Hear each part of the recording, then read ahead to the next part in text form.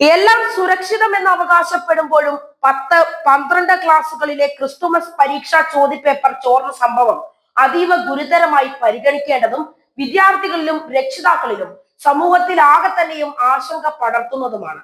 വൈകിയാണെങ്കിലും സംഭവത്തിൽ ഇപ്പോൾ ക്രൈംബ്രാഞ്ച് അന്വേഷണം പ്രഖ്യാപിച്ചിരിക്കുകയാണ്. വിദ്യാഭ്യാസ വകുപ്പ് നൽകിയ പരാതിയെ തുടർന്നാണ് DGP ക്രൈംബ്രാഞ്ച് അന്വേഷണ ഉത്തരവ് പുറപ്പെടുവിച്ചിരിക്കുന്നത്. ഇക്കഴിഞ്ഞ വ്യാഴാഴ്ചയാണ് ചോദ്യക്കടലാസ് വാട്സാപ്പ് വഴി പരസ്യമായത്. കോഴിക്കോട്ടാണ് ഇത് ആദ്യം പരസ്യമായത്. തുടർന്ന് സംസ്ഥാനത്തൊട്ടാകെ അത് പുറത്തായി. ക്ലാസ് പരീക്ഷയുടെ ചോദ്യക്കടലാസ് അല്ലേ, അത്ര ഗൗരവമായി പരിഗണിക്കേണ്ടതില്ല എന്നൊരു അയഞ്ഞ സമീപനം വിദ്യാഭ്യാസ വകുപ്പിന്റെ ഭാഗത്തു നിന്ന് ആദ്യ ദിവസങ്ങളിൽ ഉണ്ടായോ എന്നും സംശയിക്കേണ്ടിയിരിക്കുന്നു. കാരണം 4 ദിവസത്തോളം ഈ വിഷയത്തിൽ ഖണ്ഡിതമായ ഒരു തീരുമാനത്തിന് മുതിരാതിരുന്നു എന്നത് തന്നെ.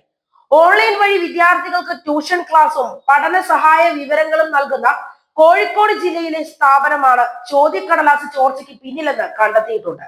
സർവീസിലുള്ളവരും റിട്ടയർ ചെയ്തവരും ഉൾപ്പെടെയുള്ളവരാണ് ഈ സംഘടിത കുറ്റകൃത്യത്തിന് പിന്നിലുള്ളത് എന്ന് പോലീസിന്റെ പ്രാഥമിക അന്വേഷണങ്ങളിൽ വിവരം ലഭിച്ചിട്ടുണ്ട്. ചോദ്യക്കടലാസ് യൂട്യൂബ് വഴി വ്യാപകമായി പ്രചരിപ്പിച്ചതിന് പിന്നിൽ പ്രവർത്തിച്ച യൂട്യൂബ് ചാനൽ നടത്തിപ്പുകാരെ പോലീസ് ഇനിയും ചോദ്യം ചെയ്യാൻ പോലും പോയിട്ടില്ല. പരീക്ഷകൾ അട്ടിമറിച്ച് കുട്ടികളെ വഴിയാധാരമാക്കുന്ന നടപടിയാണ് നടത്തിയിരിക്കുന്നത്. എന്നിട്ടും വിവരം പുറത്തു വന്ന ഉടൻ തന്നെ അതിന്റെ ഗൗരവം ഉൾക്കൊണ്ട് മേൽ നടപടികളിലേക്ക് കടക്കാതിരുന്നത് ഗുരുതരമായ കൃത്യവിലോപം തന്നെയാണ്. പോലീസിനും സൈബർ സെല്ലിനും പൊതുവിദ്യാഭ്യാസ ഡയറക്ടർ പരാതികൾ നൽകിയിരുന്നതാണ്. സ്വീകരിക്കേണ്ട നടപടികളെ കുറിച്ച് ആലോചിക്കാൻ വകുപ്പിലെ ഉന്നത ഉദ്യോഗസ്ഥർ യോഗം ചേർന്നത് ഇന്നലെയാണ് എന്ന് മാത്രം. ഏത് ക്ലാസ്സിലെ പരീക്ഷയാണെങ്കിലും ചോദ്യപേപ്പറിന്റെ രഹസ്യ സ്വഭാവം കാത്തു സൂക്ഷിക്കുക തന്നെ വേണം.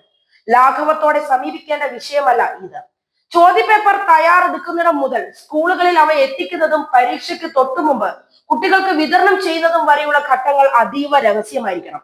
IT സംവിധാനങ്ങൾ ഏറെ പുരോഗതി പ്രാപിച്ചിട്ടുള്ള ഇക്കാലത്ത് ഇതൊക്കെ നിഷ്പ്രയാസം സാധ്യവുമാണ്. എന്നാൽ ഉത്ഭവഘട്ടങ്ങളിൽ വീഴ്ച വരുത്തിയാൽ ചോദ്യങ്ങൾ പുറത്താവുക തന്നെ ചെയ്യും. പരീക്ഷകളുടെ രഹസ്യ സ്വഭാവവും നഷ്ടപ്പെടും. 8 മുതൽ 10 വരെയുള്ള ക്ലാസുകളിലെ സ്കൂൾ തല പരീക്ഷകളുടെ ചോദ്യ കടലാസുകൾ ഡയറ്റാണ് തയ്യാറാക്കുന്നത്. രാഷ്ട്രീയം കൊടികുത്തി വാഴുന്ന ഇത്തരം സംവിധാനങ്ങളിൽ പണിയെടുക്കുന്നവർ വഴി ചോദ്യങ്ങൾ പുറത്തു പോകാൻ സാധ്യതയും കൂടുതലാണ്.